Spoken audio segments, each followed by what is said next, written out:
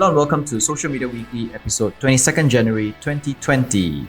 Social Media Weekly is brought to you by Virtual Peddlers Marketing, the digital marketing agency that helps small businesses go digital. My name is Sean. And I'm JK. This week's news, Instagram Direct. Direct is Instagram's, the name of Instagram's chat. It's just called Instagram Direct. Instagram Direct for web is being tested. It may go against their initial promise of end-to-end encryption. 44% of TikTok's all-time downloads were in 2019. Wow. That's high. Instagram removes IGTV button on Instagram app. Twitter mulls an edit function, then says it's not happening. And Facebook wanted to bring ads to WhatsApp, then backs off. Back to the stories. Instagram Direct for web is being tested, may go against their initial promise of end-to-end encryption. Late last year, we said that Instagram was planning to bring Direct, their chat function, to the web platform, right? Because Instagram has always been a very mobile-focused platform, and the only thing that we can do on the web-based platform is just to see how many posts, see the post, and even that, it's not all of them. Correct, yes. Right? So they are actually bringing the chat function into the web. It allows more desktop-heavy users and possibly like brands and influencers, right, manage the chat better than on their phones. Definitely. There is a lot of limitation with managing these things on the phone. Among features that will come to the web are abilities to view the entire inbox, start new messages or group chats, send photos but not capture them, double-click to like, share posts from their feed, and share memes. You can't share videos, but you can view non-disappearing videos. Okay. It is actually an exciting news until Facebook's former chief of security, Alex Stamos, this is quite controversial. He tweeted, "This is fascinating as it cuts directly against the announced goal of E2E, being end-to-end encryption, compatibility between Facebook, Instagram, and WhatsApp. Nobody has ever built a trustworthy based end-to-end encryption before." Okay. So we know that Facebook has been saying that they want to bring end-to-end encryption to all their chats, which is Facebook Messenger, WhatsApp, and Instagram Direct. Yep. But by enabling Instagram Direct onto web, this means that it will make it more difficult for them to apply end-to-end encryption unless Facebook found a way to enable end-to-end encryption even on the web platform. Okay, but still, now the point is the credibility of what they say is not valid anymore. Yes. They have been changing a lot. It's like pulling handbrake and then step oil, pulling handbrake and then step oil. So they say they want to do A, but then they do B. Yeah, they do B. Then they go back to A. Yeah, then they go back to B again. Yes. So this actually raises the question, right? You know, WhatsApp actually has a web chat as well. So does this mean that the web version of WhatsApp is not end-to-end encrypted? Well, for now it is, right? I don't know. But let's say, for example, okay, there's two ways to access WhatsApp on the web. One is using a web browser. Correct. Another one is an app. Correct. So I would assume the app is end-to-end encrypted. And the browser is not? I don't know. How do we identify whether it's end-to-end encryption on the user side? We don't. Only the backend can. Yes, only the backend will know. And so who as far has as Alex Stamos is concerned, he did say that it is actually very difficult to build a trustworthy web-based end-to-end encryption. So web-based meaning if it's built on HTML and CSS, it's very difficult to build end-to-end encryption into it. If you build an app, it's fine. You can, because the app is within your control. It's within the control. Okay. Then they have codes that go beyond HTML and CSS that allows for end-to-end encryption. But HTML does not allow for it, which means that if we were to use WhatsApp on the browser, it is not end-to-end encrypted. From his statement, so to say. Based on this statement. So that means what I'm going to do is I'm going to go download the WhatsApp app on my browser, on my web, on my chat through desktop, and then use that one instead. Because I've always been using the browser itself, because it's easier to just go in there, and scan the QR code, and then it's less RAM used up and stuff. Yeah, less of a hassle, less space used up as well. But now goes by the point, is the community or the society is ready for non-end-to-end encryption due to this kind of scenario. There's always a balance, right? We want convenience, but we also want privacy. Correct. Like, for example, I was talking about this with a friend. I was saying that there is a trouble with switching phones when using WhatsApp, because especially when you move between Android to iOS to Android, the backup, you cannot choose where to put the backup, right? But yes, one of the problem is that you can't choose the backup. If you can choose even iOS to back it up onto Google Drive, then it's fine. You can move around here and there, it's fine. That one I would assume is being controlled by Apple. They don't want people to move out of iOS so easily. Correct. But the other thing also is that because there is only one copy of your chat, which is the one that is actually two copies. One is the one on your phone, one is the one that's backed up. And unlike Messenger, where you can actually, whenever you have a Messenger app, you don't need to back it up. You can just access it from your desktop, your phone, your tablet, anywhere with a Facebook account. And you get the Messenger chat that you pull up from some other device somewhere else in the world. And the reason how it's done is because all these messages and texts are safe in the cloud. That means it's not encrypted.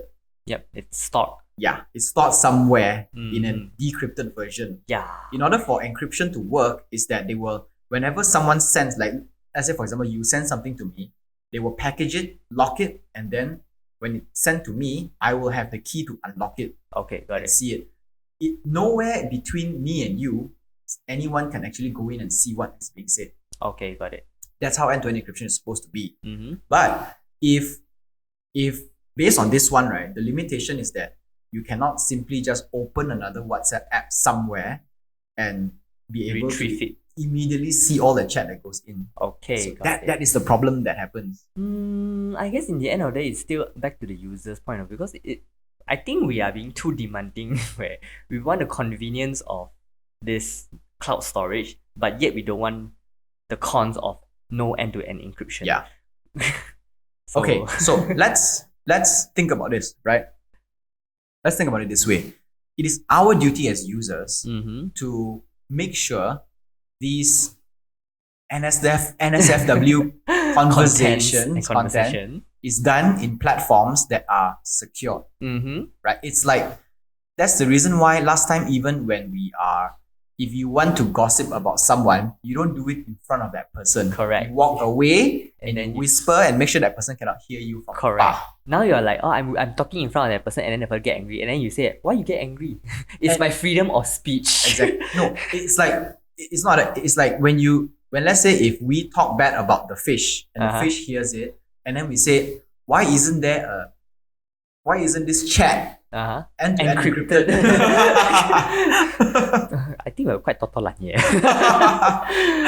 哎呦 guys 自己反省一下。 So yeah, so I think there is a lot of responsibility from our side. So let's say, for example, if we know for definite sure that Instagram is not end-to-end encrypted, WhatsApp is not end-to-end encrypted, Facebook in general is not end-to-end encrypted. If you want to talk about stuff that is secretive, just don't use that platform. Exactly, just don't use. So use Telegram or Signal or Snapchat if Snapchat still does that. But yeah, just use that. Yeah, if not, we have been going this for almost a year, guys. Yeah. Aren't you tired of it? Yeah.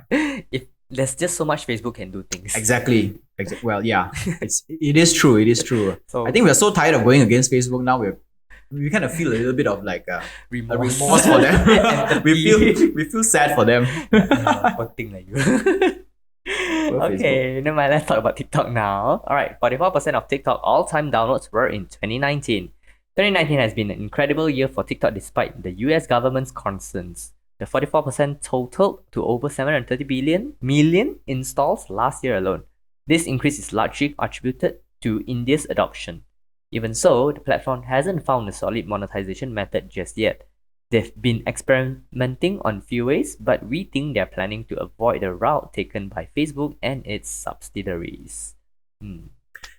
I think that if TikTok were to use the same monetization method as Facebook and Instagram, I think they will go the same way, in the sense that they will start to lose users Yeah, correct. to a new and emerging platform that will be like the next TikTok.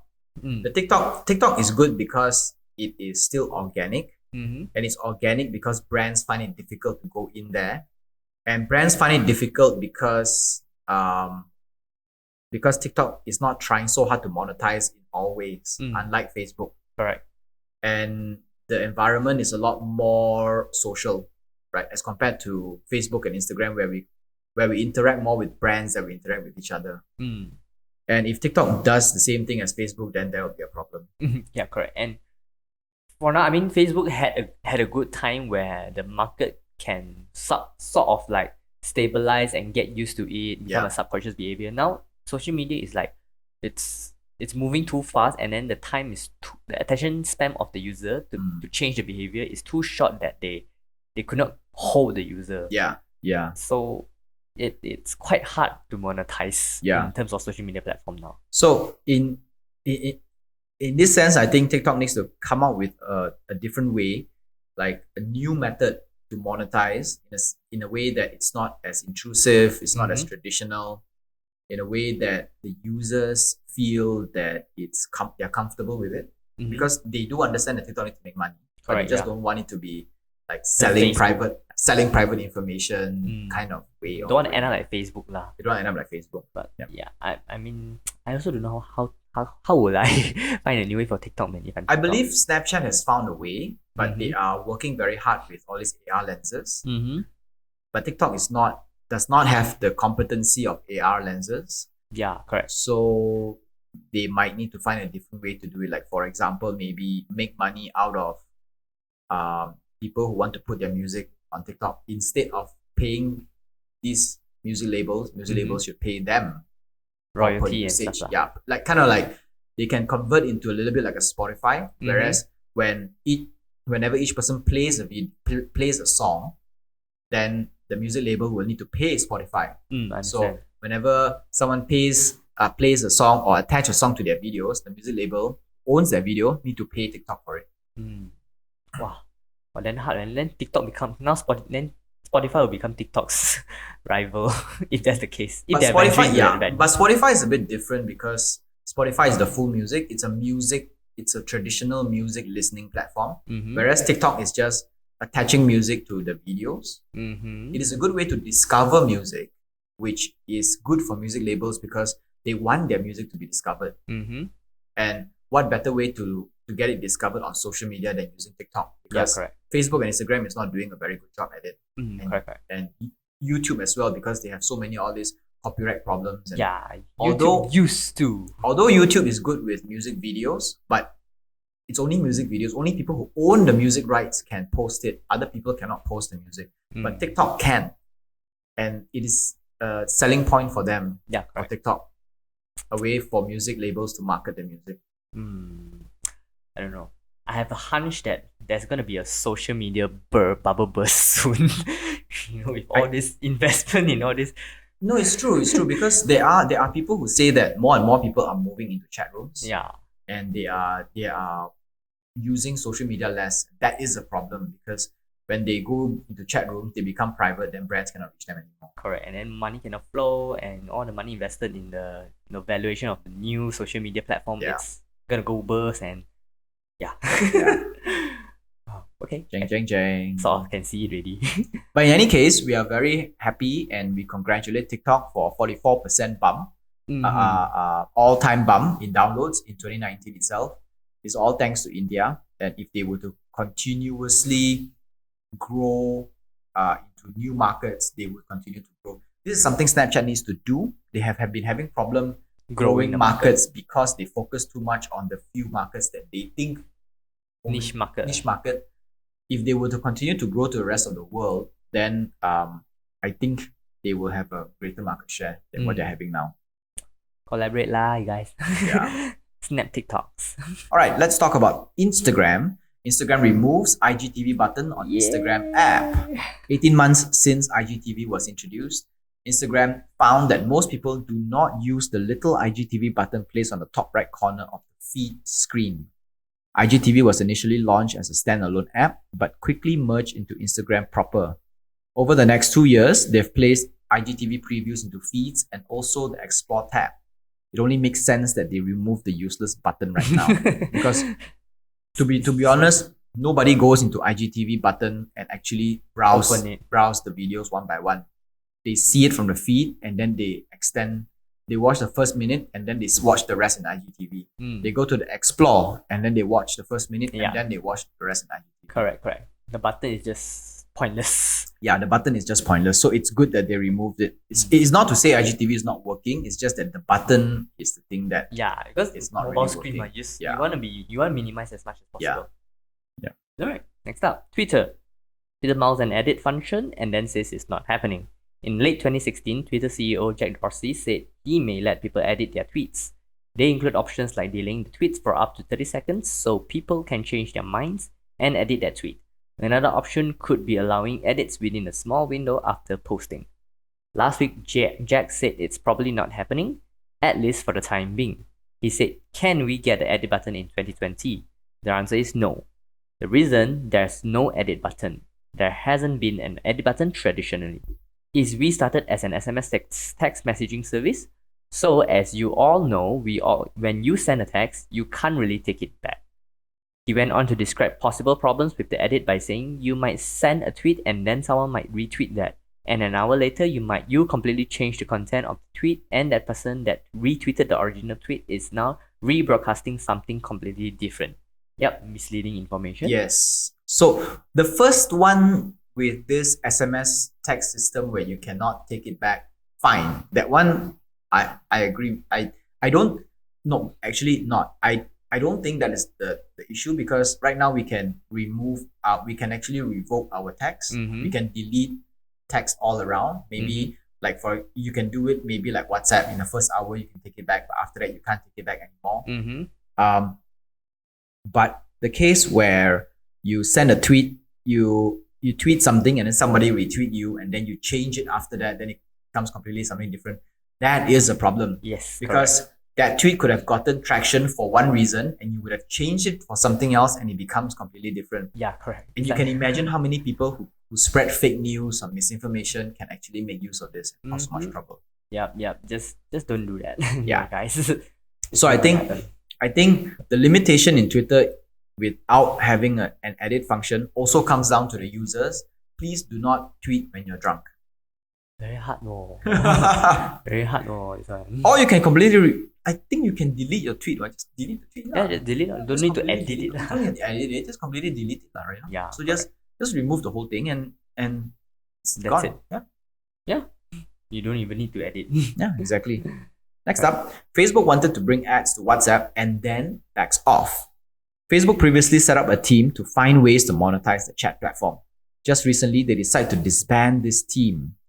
Before being acquired by Facebook in 2014 for $11 billion, WhatsApp made $20 million a year, charging some parts of the world $1 per year subscription.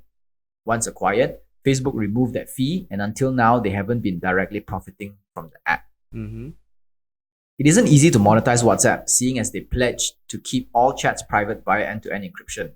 In order to serve the right ads to the right person, Facebook will need to know who we are and what we are talking about. Mm-hmm. So there is a point of time when Facebook was actively trying to connect our WhatsApp account with our Facebook account, Mm-hmm. in the sense that I think they were forcing quite a number of people to actually update their phone number. So if they update their phone number on Facebook, what Then happens they'll get is that if they can connect the phone number to WhatsApp, then they have your account. Mm. So then what they can do is, even without reading your text on WhatsApp, they know who you are on Facebook, and then they will serve you the ads based on your behavior on Facebook into WhatsApp. Mm.